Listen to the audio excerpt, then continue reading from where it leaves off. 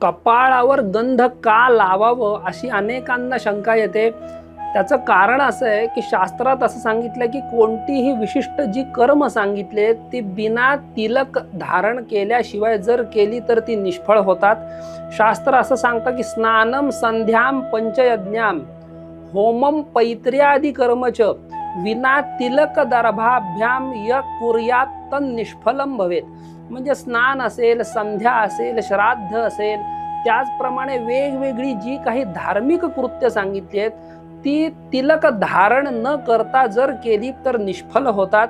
त्यामुळे आपण जर बघाल शैव लोक जी आहेत ती भस्म लावत असतात, विष्णूंचे उपासक असतात ते ऊर्ध्व पुंड्र लावतात, देवीचे उपासक जे आहेत ते कुंकुम तिलक धारण करतात, गणेशाचे जे उपासक आहेत ते शेंदूर धारण करत असतात। तर अशा पद्धतीने कपाळावर तिलक असल्याशिवाय कोणतीही उपासना करू नये, अन्यथा ती निष्फल होते असं शास्त्रामध्ये सांगितलंय।